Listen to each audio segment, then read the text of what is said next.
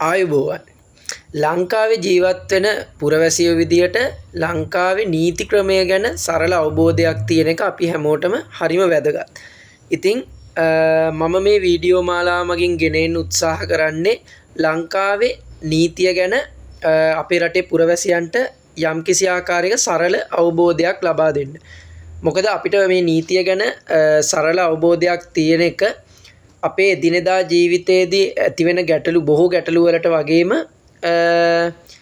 ඒ ඊට අතිරේකව නීතිය මගින් ඇතිවෙන අනවශ්‍ය බලපෑම් වලින් මිදෙන්නත් අපිට ලොකු හේතුවක් වෙනවා අපි නීතිය ගැන යම්කිසි අවබෝධයක් පවත්වා ගන්න එක. ඉතින් ප්‍රධාන වශයෙන්ම ලංකා නීති ඉතිහාසය ගත්තහම අපිට ලංකාවේ නීතිය ගැන දැනගන්න අවශ්‍ය නම් අපි ලංකාවේ නීතිය හැදුනේ කොහොමද, නීතිය ඉතිහාසය මොකක්ද, ඒ වගේම නීතිය මූලාශ්‍ර මොනවද කියලා ඊටාම සරල අවබෝධයක් තියාගන්න එක ගොඩක් වටිනවා.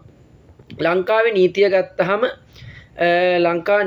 දැන් වර්තමානයේ පවතින නීතියට ප්‍රධාන මූලාශ්‍ර කීපයක් තියෙනවා. අපි දන්නවා අපේ රට වරින් වර විවිධ ජාතීන් කිහිප දෙනෙක්කුගේම ග්‍රහණයට ලක් වෙලා තියුණා. 1505 දී ක්‍රිස්තු වර්ෂ 1505 දී පෘතුගීසීන් අපේ රටෙන් කොටසක් අත්පත් කරගෙන හිටියා. ඊට පස්සේ 1658 වගේ ඉඳලා ලන්දේසි ජාතකයින් මූදුබඩ ප්‍රදේශ අත්පත් කරගෙන හිටියා. අවසානයේ 1815 වෙන් පස්සේ සම්පූර්ණ ලංකාවම බ්‍රිතාන්‍ය ජාතිකයන්ට අත්පත් වෙලා තිබුණා.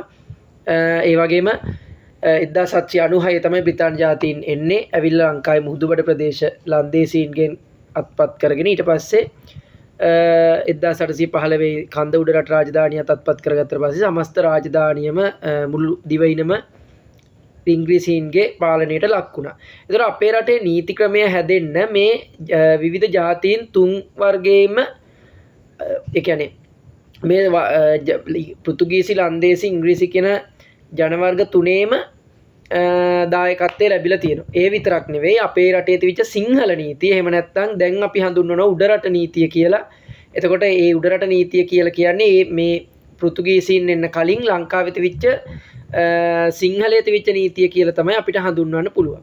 කොහොම හරි මේ හැම නීතියක්ම එකතු වෙලා තමයි ලංකාවේ වර්තමාන නීති පද්ධතිය හැදිලා තියෙන්නේ.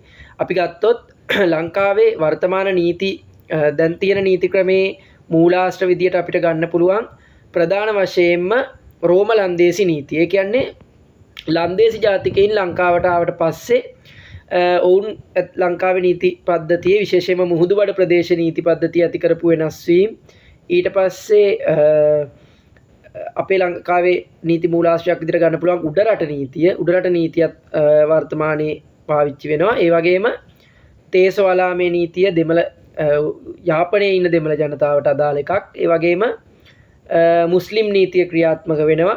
ඊට අතිරේකව ඉංග්‍රීසි නීතිය මේ සියලු රෝම ලන්දේසි නීතියේ හිස්තැන් පුරවන්න යොදාගත්තු ඉංග්‍රීසි නීතියත් අපේ රටේ ප්‍රධාන නීති මූලාශ්‍රයක් විදිහට භාවිතව වෙනවා දක ගන්න පුළුවන්. අපි දැන් දන්නවා අපේ රට විවිධ කාලවලදී ආයිති කරගෙන හිටපු ජාතීන් අතරේ පෘතුගීසි ජාතීන් අපේ රටේ නීතියට එහෙම ලොකු වෙනසක් කරන්නේ නැහැ. ඒ අය ඒ තිවිච්ච විදිහටම පාලනය අරගෙන යනවා. හැබැයි ලන්දේසි ජාතිකයින් මේක බාරගත්තට පස්සේ ලංකාවේ මුහුදුබඩ ප්‍රදේශවල පාලනයට පත් වුණාට පස්සේ ඒ කට්ටියගේ පරිපාලනයේ වියදම වැඩි වෙන්න පටන් ගන්නවා. ඉතින් මේ වියදම වැඩි වෙන්න පටන් ගත්තත් සමග මේගොල්ලෝ විවිධ පරිපාලන ඒ වගේම නෛතික වෙනස්කම් කරන්න පටන් ගන්නවා. එතකොට මේ රෝම ලන්දේසි නීතිය, ඒ කියන්නේ ලන්දේසීන්ගේ රටේ භාවිතා වෙච්ච රෝම නීතියත් මිශ්‍ර වෙච්ච නීතිය තමයි රෝම ලන්දේසි නීතිය කියලා කියන්නේ. එතකොට මේ රෝම ලන්දේසි නීතිය ලන්දේසීන් විසින් ලංකාවේ මුහුදුබඩ ප්‍රදේශවලට හඳුන්වා දීලා ඊට පස්සේ ඉංග්‍රීසීන් විසිනුත් ඒක වෙනස් කරන්නේ වර්තමානයේත් ලංකාවේ නීති පද්ධතියේ මූලාශ්‍රයක් විදියට මේ රෝම ලන්දේසි නීතිය භාවිතා වෙනවා අපිට දැක ගන්න පුළුවන්. ඉතින් අපි මේ කාරණාව ගැන තවදුරටත් සාකච්ඡා කරනකොට අපි රෝම නීතිය කියන්නේ මොකක්ද? එතකොට මොකක්ද මේ රෝම ලන්දේසි නීතිය? එතකොට කොහොමද ඒක අපේ රටේ නීති පද්ධතියට දායක වෙන්නේ? එතකොට අපේ රටේ නීතිවල කොහොමද රෝම ලන්දේසි නීතිය යෙදෙන්නේ? ඊට පස්සේ ඉංග්‍රීසි නීතිය කොහොමද යෙදෙන්නේ? අපි ඒ වගේ දේවල් මීට පස්සේන වීඩියෝ මාලාවේ සාකච්ඡා කරන්න බලාපොරොත්තු වෙනවා. දැනට මම ඉදිරිපත් කරන්න යන්නේ අපේ රටේ ප්‍රධාන වශයෙන් නීති මූලාශ්‍ර වශයෙන් තියෙන්නේ මොනවද කියලා කෙටි පැහැදිලි කිරීමක් තමයි කරන්න බලාපොරොත්තු වෙන්නේ. එතකොට අපි ගත්තාම අපේ රටේ නීති මූලාශ්‍ර ප්‍රධාන වශයෙන් කිහිපයක් තියෙනවා. නීතියේ මූලාශ්‍ර එහෙම නැත්නම් නීතිය හඳුනා ගන්න පුළුවන් තැන් කියලාත් අපිට කියන්න පුළුවන්. පළවෙනිම දේ තමයි අපේ රටේ නීතිය තියෙනවා. රෝම ලන්දේසි නීතිය තියෙනවා. ඊට පස්සේ ඉංග්‍රීසි නීතිය තියෙනවා.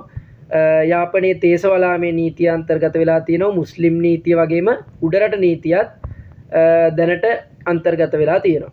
අපි ඉදිරි වීඩියෝ මාලාවේදී කතා කරමු මොනවද මේ එක් නීති පද්ධති මොනවද කියලා කෙටි හැඳින්වීමක් වගේම ඒ අරින්න රෝම නීතිය ගැනත් අපි වැඩිපුර ටිකක් සාකච්ඡා කරන්න උත්සාහ කරමු. එහෙනම් දැනට සමුගෙන යනවා. ඔබ සියලු දෙනාටම ස්තුති. සුබ දවසක්.